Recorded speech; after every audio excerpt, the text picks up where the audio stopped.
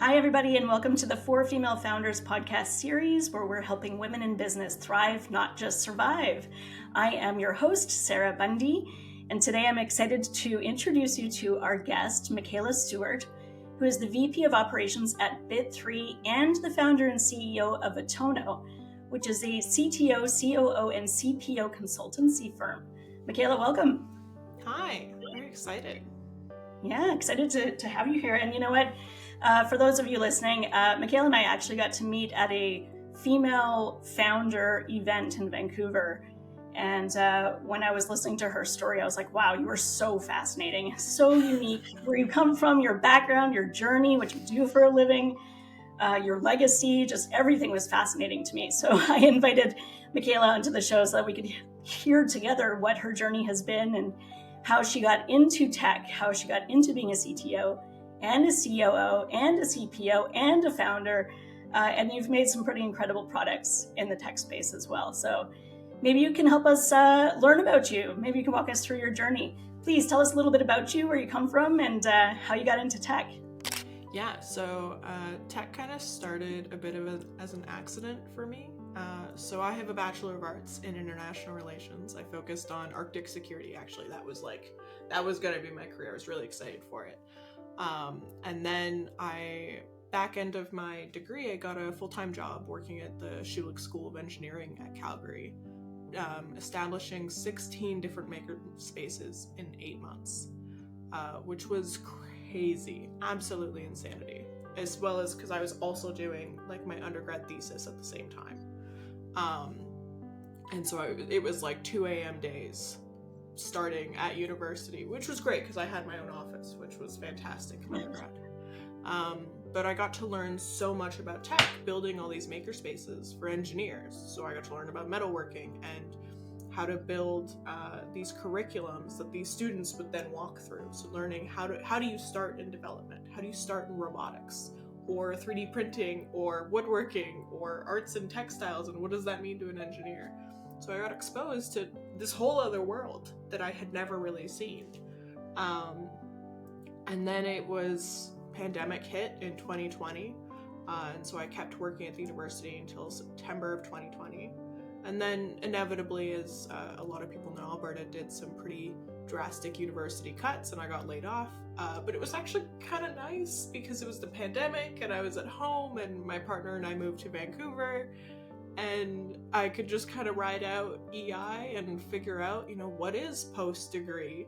What does it look like? I really wanted to do a master's in Arctic security, but it wouldn't start until the following September because I had waited because of the job I was enjoying. So I was like, okay, I'll just get a random job in Vancouver for a while, and then I'll just go do my master's in September. It's fine. And I got a job at a company called Loop Insights as a project manager, who the CTO, during the interview process, I was like, there's no way I'm getting this job. Like, there's no reason this company would hire me. I know absolutely nothing about software.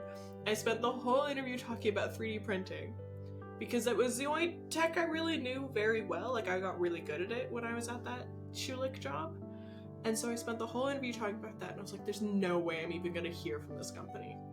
And then the CTO emailed me, I think that night, and he was like, I'd love to give you the assignment. Can you get it back to us in like a couple days? And I was like, okay, sure. And it was just this little, I think it was like build a trip across Canada or something. And I liked project management. I used a tool called ClickUp at the last job, and I was like, I love this. So I built this little trip and I sent it in, and I was like, I'm never hearing from them. There's no way. And then I get invited to do the next interview the following day, and I was like, what is happening? Like, why does this company want to hire me? And so I did like a really vulnerable call with 2 of the team members who I'm still friends with to this day. One of them works with me at Bit3. And I was just so open and honest because the back end of my Schulich role was not great. I had a lot of really toxic women further up who thought I needed to suffer through my career to actually get somewhere because they did. And so when I did this interview, I was like, look, I don't want to be told I can't wear jeans to work. I don't want to be, really just like put in a box. It's like, I like exploring a whole bunch of things. I don't really know what I want to do with my life yet. And I like being in environments that foster that.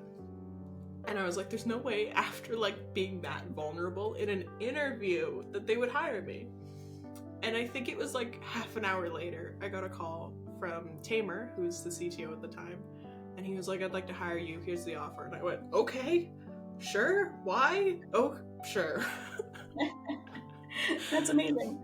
Yeah. So what do you think it was? What do you think it was that had them choose you?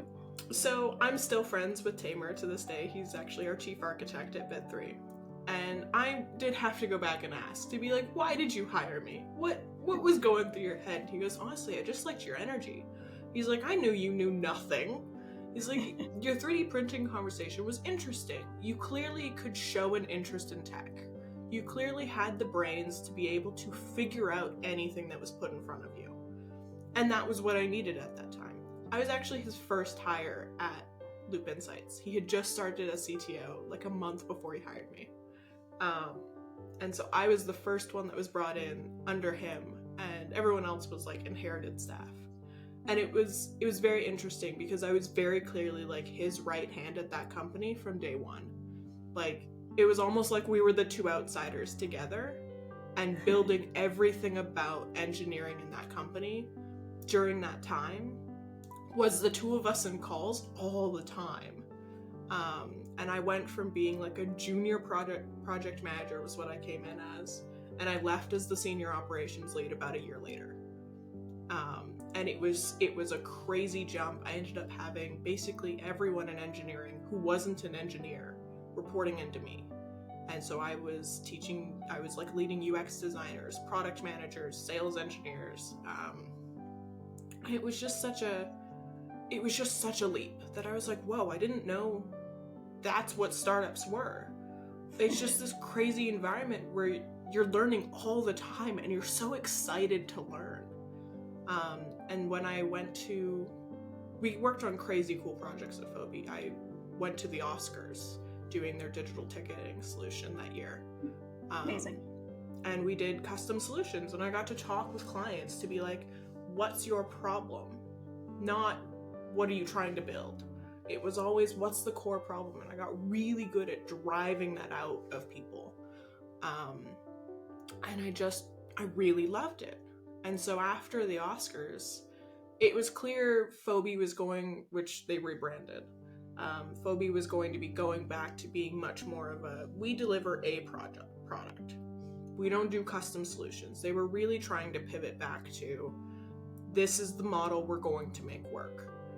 And I didn't want to do that. And so I was like, you know what? I think I've outgrown my time here. And I really respect the team over there, and I'm really glad they gave me that opportunity to grow and let me leave to continue growing. So I still have a great relationship with that company, and I'm really glad. As well as most of my friends in Vancouver are from that company. And I just decided to see whether or not I could do this on my own. Like, do I need to be fully employed somewhere else? And so I just started contracting, and I did a mobile go-to-market for a company in Kelowna right away, and I helped launch their mobile app. And then I opened a Tono and was a part of the founding team in the same month of May of 2022. And we got a government contract at Bit 3, which was super exciting because it was 6 of us it was really a shot in the dark of like, can we get this? Like, is that gonna be a thing? And then, yeah, I've just kind of started playing around with operations and product and tech, and still continuing to be such a curious person of always asking people like, well, why do you do it that way? What did you learn that got you to that? Or asking just people so many questions about like, why do you choose this tech stack? What was advantageous to it? And a lot of times people will say it's because I know how to use it. But then I go to, why do you know how to use this one? Like, why was this one the one you originally picked to learn? And oftentimes they don't have an answer, but sometimes you get really cool ones of like, actually, like I saw a blog post about it, and then I decided to dive into it and see what I could build with it. And then I tend to go and play with it and pull up my AI on the side and pull up a dozen YouTube videos and figure out, like, I don't know, can I build something with this? And I'm not great at building products. I'm much more better at the product management aspect and operations, but I like doing it because it helps me understand developers more. It helps me when I'm in those conversations with them, trying to understand limitations of product, that when you have at least a fundamental layer of how the tech works and you've played in it, you've seen the problems, you've spent 6 hours trying to make a button work, you understand the frustrations a lot more. And yeah, I've found it really helped me as I've been catapulting my way through this career. It's an amazing story, and I love the fact that you had the courage to just go for it, even if you didn't feel like you were qualified at the time, even if you didn't know why people were, pushing you continuously through the interview process. You speak about mindset, and actually, you've just recently been featured in the Startup with Entrepreneurship magazine, and in it, you quoted, "The journey from a brilliant idea to a successful venture is not just about innovation, it's about cultivating a particular mindset." And I love that so much. So please tell us a little bit more about how you cultivate your mindset. Why is mindset so important? How do you get into the right mindset? Yeah, I don't think I would have a career if I did not have this mindset of, why can't I do it? And the honest truth is, I know I have Google. I made it through an entire degree of stuff I have close to no idea about. I don't know why my career can't be the same. And a lot of it comes in like centering yourself into the positives you do have today, especially on the hard days of where stuff is just not going well. And a lot of this comes by the people I'm centered around. I have a lot of really positive people in my world, including the founding team at Bit3 of Tamer and Jolie. They constantly have to deal with me going, why is nothing working? But it always helps to go, okay, but what has been working? What have we actually been able to accomplish? And focusing less on what isn't working and what has worked and what have we iterated on. And failing is important, and I truly believe that. I truly believe you have to acknowledge failure and then find the spots of it where you're like, oh, well, that particular piece didn't fail. It was the overall execution just didn't work. So what can we pull out of this and iterate on and grow to make something that might work? And I have a wall of windows around me, and one of those windows is literally just a whole bunch of writing on it of like stuff that goes well. Every time something works, I grab a whiteboard marker and I write it on this glass wall. And that I just look at as I'm working occasionally when I'm like, I can't figure this out. And then you just kind of take a glance at, you're like, yeah, but I've done all that. So that's pretty cool. And I didn't know how to do any of that. So we can figure this piece out. I think that's amazing. And you've sort of touched on some interesting things that I think a lot of people forget when they're running a business or they're leading a team or they're servicing clients. And that is this insatiable hunger and curiosity just for knowledge, to understand how things work, right? If we don't have that as leaders and we don't have that as founders, we very quickly become complacent, and then we become no longer relevant, and we can no longer solve the big problems that customers have, right? And on my team, like we at All Inclusive Marketing, we do talk about, what are the super problems that we're solving for people? Because if you look at any industry and any customer, they have something that's like a big red hot fire that they can't put out or they can't solve by themselves. And that's why they go and seek talent or agencies or consultancy firms. That's why they need help, right? So you've become a master of getting under the hood of what is actually the biggest problem here.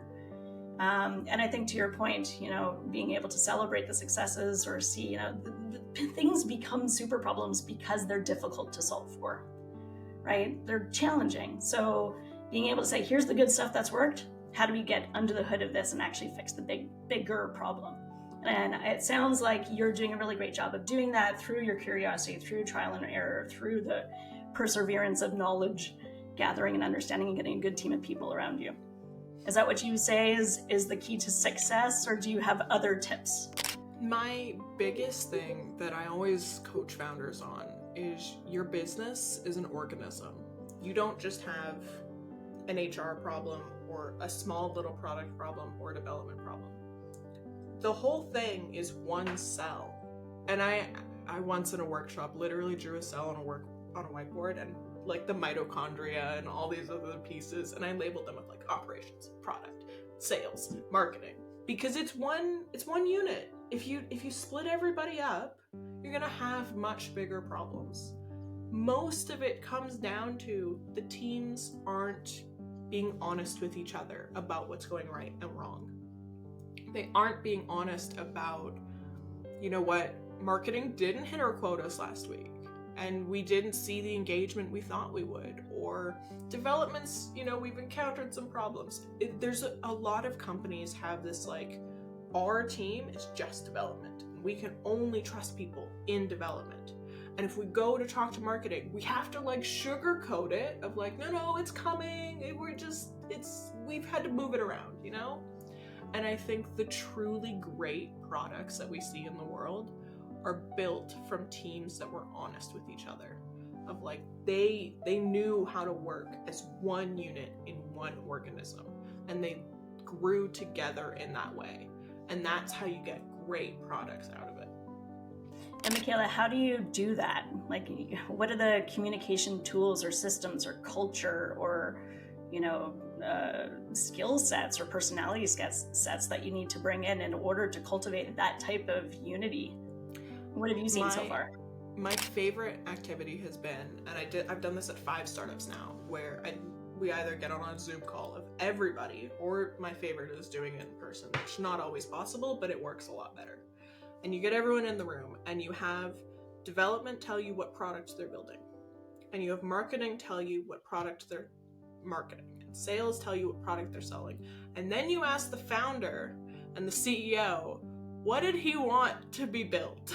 And you have everybody put it on the whiteboard or on a Miro board, and you just look, and you have everybody be able to clearly see the difference in what they thought they were all working towards. And then you get to start creating that shared understanding of like, no, this is what we're building. So you're talking about a combination of vision and alignment planning, right? Communication, making sure it's visualized. You can have people sending emails back and forth, but until you have everybody in the same call, in the same room, or even virtually putting it up there, making a statement, it's sometimes difficult to see what the gaps are, right? Or what the discrepancies are. And honestly, like a lot of times, because you have so much translation in a company of like, someone has gone to talk to the CEO, or they've sent an email of that 3 a.m. fever dream of, no, this needs to be the feature that we build this next sprint. Everyone does it. We all know it. Stop sending emails about your fever dreams. But when you go to translate that out, someone goes, well, I think they meant this. Like, that would make way more sense, because in your mind, that is what makes more sense. But that's not what made more sense in their mind. But you never have a conversation, because you've just been passing stuff along of like, did they mean this? And sometimes you ask questions, but you might not ask the right ones. And it's because you've already kind of predetermined in your head of like, this is what we're building. And so I think it's really critical when you're building products, and especially in that startup stage of MVP, POC, that you're regularly centering the team. Everyone's using the same words. Language is such a key factor towards anything, that if no one's using the same words, or you're kind of talking similar enough, but you've got your own little vocabulary based on your specialty, then you end up saying totally different things, and people don't 100% know what you mean, because I don't know that word, maybe he meant this, and you're guessing. And that's where you end up with weird products that just don't match, because marketing went and sold one thing, and sales and everyone, and development built something else, and then someone comes into the product and they're like, well, this is not what I thought I was getting. And you end up with a lot of gaps that other startups can take advantage of. You have recently been nominated for Women of the Year through DMZ, which is actually an incubation and startup company in Toronto in the tech space. And, you're a very humble person, and what you've built, and we can go into more detail if you want to about some of the apps you've built and some of the solutions that you've built, but they are actually so incredible, and they're super advanced, and they solve for problems that other people haven't been able to solve for. But tell us a little bit about the Woman of the Year nomination. That's very exciting. Congratulations, first of all. How are you connected with that community, and what kinds of people are they recognizing? Yeah, so I actually got connected into this one from the Start with Entrepreneurship magazine. So my friend Hannah is who runs that one, and she sent it to me late one Monday night. She goes, "I nominated you." I sent it in, and I saw this, and I was like, "You have to be on this list." And then they contacted me, and they were like, "Yeah, you're confirmed. You're a nominee. If you want to get a few other people to vouch for you, you can send in some referrals." And so I had a surprising amount of people want to vouch for me on this one, which was very exciting. I guess I haven't said it, but I'm 26, so I'm really young in tech, and getting to these types of things, I just didn't anticipate being what my career would be. I'm just here to help people solve problems. That's really all that drives me. I love being able to talk with founders and hear what they're trying to solve, really get to the core of what that problem is, how they started experiencing it, and how they think they can solve it, and just getting further into that conversation. That's what I love. I don't know. Well, I think that's great, and keep going down that path, because when I was 28, that's actually how old I was when I started my first company. And here I am. I'm now 43. Yes, everybody who now knows who I am, how old I am. I'm now 43, and we've also been recognized for some pretty cool stuff. Like I've been listed in the top 40 under 40, and the Profit 500 list, and the Growth 500 list, and the top 100 female entrepreneurs in Canada. We've won Company of the Year out of 400,000 small businesses in BC. Made a top 50 influencer list multiple times over in the digital marketing space. And you have to start somewhere. You have to just put yourself out there and be hungry and show up. And, you might not have all the answers in the beginning. And frankly, I don't have all the answers now either. But the fact that you're constantly curious and trying to solve people's problems better, faster, and with more value than anybody else is something that's going to continue to help you thrive and be successful in your business and grow your business and become more wise and more capable and lead stronger teams and build even better products. So I think it's amazing that you're starting where you are right now. And, despite the fact that you're 26, you've got a ton of really cool things under your belt already that are incredibly admirable, including studying Arctic security. That's super cool. Can you tell us a little bit about that? I think, and maybe correct me if I'm wrong, but I think your grandfather's a bit of a legend in Canada, isn't he? He's in the U.S., so he was in the U.S. Navy during World War II, Korea, and Vietnam.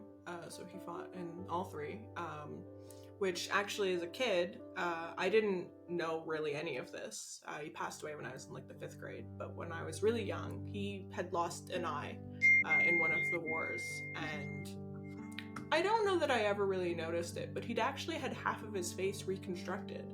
Because during one of the wars, a grenade blew up like in front of his face, and so he lost half his face. But when I was a kid, I always used to ask, like, what happened to your eye? And he goes, "Oh, I lost it in the flower patch." That is one sure way to guarantee your grandchild will never go near flowers. 100%. It's not happening. Oh no, he traumatized you. Nature's fairy. 100%. But he was honest, because that was what they called the battlefield, is a flower patch.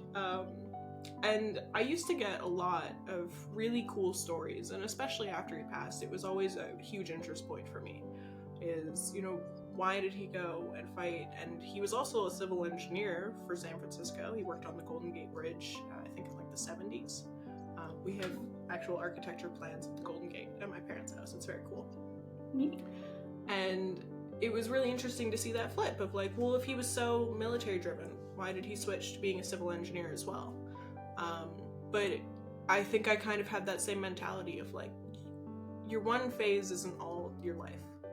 You're going to be able to switch around. You're going to want to try new things, but you're also going to have, a bit of a purpose for providing and solving, which, as much as my grandfather did it in a military setting, I think, which drove me to being, okay, I'm going to follow in his footsteps and do international security. And I don't think I'm going to war, but, maybe I can do something else. And originally, I'd actually wanted to go and work for the Pentagon. That was why I took the degree. And then I fell in love with Arctic security, which does not really translate as much. And sovereignty disputes was so interesting. The fact that, like, sovereignty disputes in the Arctic is the one space where, like, Canada's a little bit aligned with Russia because we have a common sovereignty dispute over the Northeast Passage and the Northwest Passage. So the Northwest Passage is in Canada, where all the islands kind of spread out and it looks huge. Most of that above the Northwest Passage, actually closer to Greenland than it is to us. And so a lot of places in the world think it should be in international waters. But Canada's like, no, that's all us. Even though technically it is actually over the distance. And the US kind of treats it as international waters. But Canada is constantly driving home. No, this is Canadian waters. You have to let us know when you're going through. And because Russia has a similar problem with the Northeast Passage, they will regularly back us up and be like, no, that's Canadian waters. You have to ask. And I just found it always so interesting how the Arctic is this one region where disputes are different than they are anywhere else in the world. You don't really go to war over the Arctic, even though there's so many resources up there. And Russia's regularly kind of stretching their bounds on how far Russia actually goes underwater, so they can get more resources. But it was just so interesting that it's peaceful yet also constantly kind of under war, just not in the way we're used to. And I was just so driven by it that I was like, I want to spend the rest of my life talking about this. And then I didn't go get a master's. But I don't know that that's ever really going to stop me. I still regularly read basically everything anyone I know in the Arctic space puts out. It's, again, not a woman-dominated field. It's very male-dominated. There's, I think, 2 women in Canada who really study it. Jessica Shadian over in Toronto.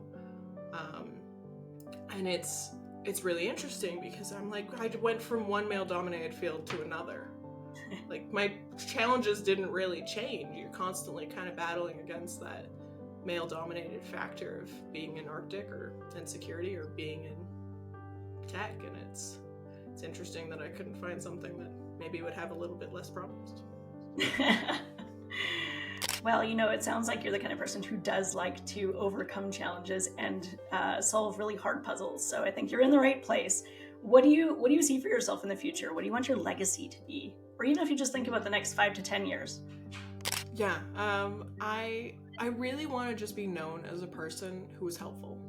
I don't know that I'm in this career to be the type of person who comes out as a multimillionaire, I just love being able to sit down with someone, and if they, by the end of that, know that I provided help, and I didn't necessarily go into it wanting anything out of it, then I think I'm pretty happy with where I end up,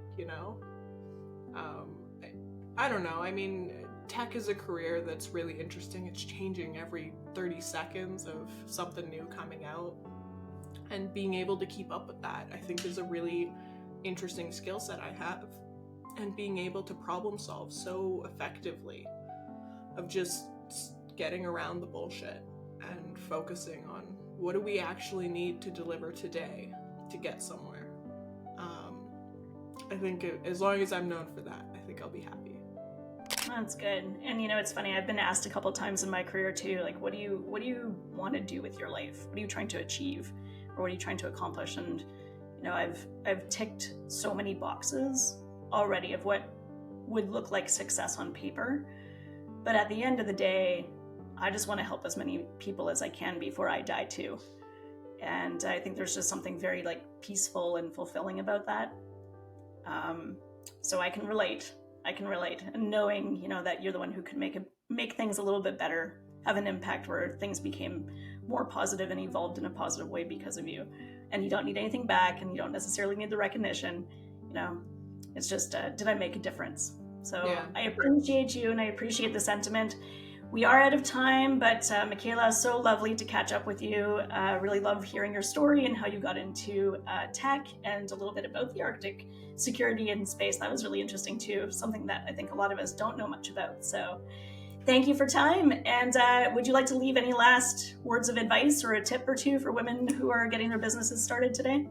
I would say be courageous, trust those around you who show that they can be trusted, and just ask a question. Nobody's going to be upset if you ask them what in the world they're talking about. It's good to understand.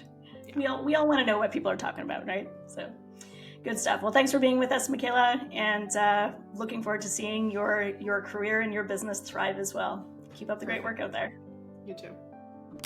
Thanks for listening to the 4 Female Founders podcast series. If you enjoyed this episode, please go ahead and hit subscribe, like, or comment below so we can continue to support women in business by helping them thrive, not just survive. We'll see you on the next show.